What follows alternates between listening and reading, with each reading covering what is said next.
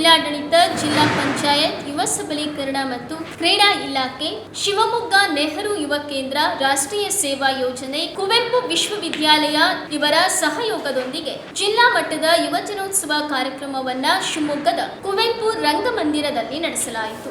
ಸ್ಥಳೀಯ ಯುವ ಪ್ರತಿಭೆಗಳನ್ನ ಬೆಳಕಿಗೆ ತರುವುದು ಹಾಗೂ ಮನೋರಂಜನೆ ಅಲ್ಲದೆ ಸಾಮಾಜಿಕ ಸಂದೇಶವನ್ನ ಯುವ ಜನರಿಗೆ ಮುಟ್ಟಿಸುವ ಉದ್ದೇಶದಿಂದ ಕಾರ್ಯಕ್ರಮವನ್ನ ನಡೆಸಲಾಯಿತು.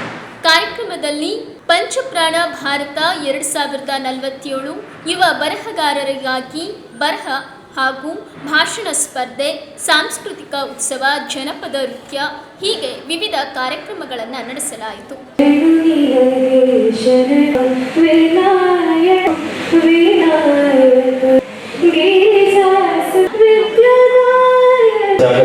ಧನ್ಯವಾದಗಳು.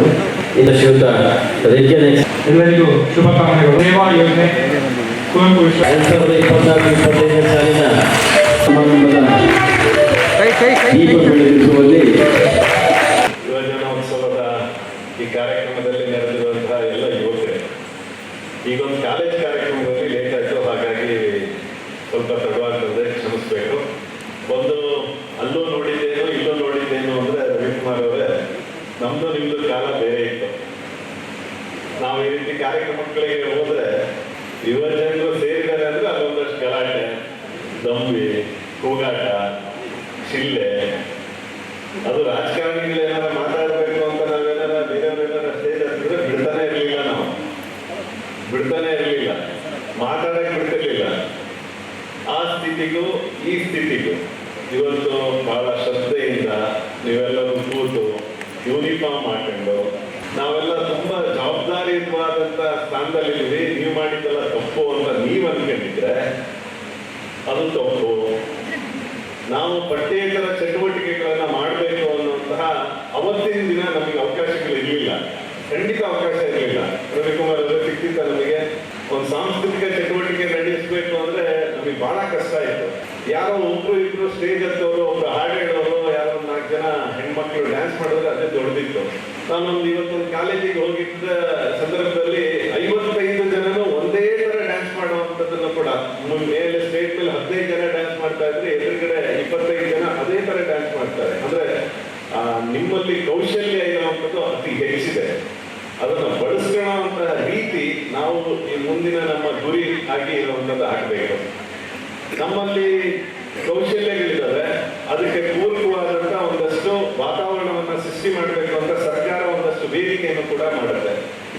ಆ ವೇದಿಕೆಯ ಮುಖಾಂತರ ಇವತ್ತು ಪಠ್ಯೇತರ ಚಟುವಟಿಕೆಗಳಿಗೆ ಅವಕಾಶಗಳು ಇದ್ದಾವೆ ಅಂತ ಶಿಕ್ಷಣ ಪದ್ಧತಿಯಲ್ಲೂ ವ್ಯವಸ್ಥೆಯನ್ನ ಮಾಡ್ತಾ ಇದೆ. ಇವತ್ತು ಹೊಸ ಶಿಕ್ಷಣ ನೀತಿಯಲ್ಲಿ ನಮಗೆ ಪಠ್ಯೇತರ ಚಟುವಟಿಕೆಗಳಿಗೆ ನನಗೆ ಸಾಂಸ್ಕೃತಿಕ ಚಟುವಟಿಕೆ ಅವಕಾಶ ಕೊಡಿ, ಕ್ರೀಡಾ ಕ್ಷೇತ್ರದಲ್ಲಿ ಅವಕಾಶ ಕೊಡಿ, ಆ ತರದ್ದು ಬೇರೆ ಬೇರೆ ಸಬ್ಜೆಕ್ಟ್ಗಳನ್ನ ಸೇರಿಸಿ ಕೂಡ ಮಾಡುವಂಥದ್ದನ್ನು ಕೂಡ ಇವತ್ತು ಶಿಕ್ಷಣ ನೀತಿಯಲ್ಲಿ ಕೂಡ ಇದೆ.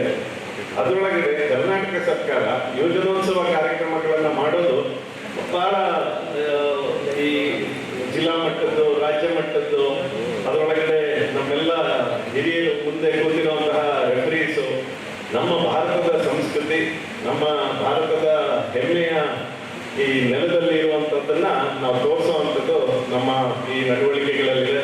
ಹಾಗಾಗಿ ಈ ಯುವಜನೋತ್ಸವ ಕಾರ್ಯಕ್ರಮದಲ್ಲಿ ಭಾಗವಹಿಸುತ್ತಿರುವಂತಹ ಎಲ್ಲ ನನ್ನ ಆತ್ಮೀಯ ಯುವ ಜನರಿಗೆ ಉತ್ಪೂರ್ವಕವಾದಂತಹ ಶುಭಾಶಯಗಳನ್ನು ಹೇಳಿ ನನ್ನ ಮಾತನ್ನು ಮುಗಿಸ್ತೇನೆ.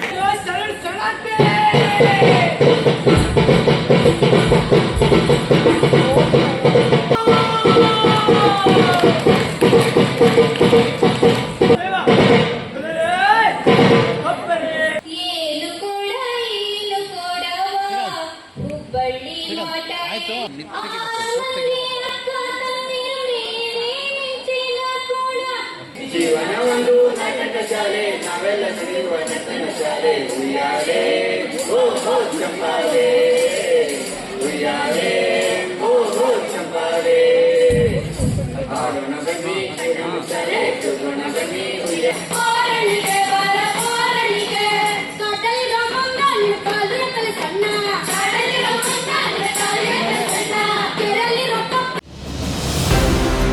ಬೇಕರಿ ತಿನಿಸುಗಳಿಗಾಗಿ ಒಮ್ಮೆ ಭೇಟಿ ನೀಡಿ. Iyengar new SP bakery, Jain compound ಎದುರು, ಲಕ್ಷ್ಮಿ ಟಾಕೀಸ್ ಹತ್ತಿರ, ಶಿವಮೊಗ್ಗ.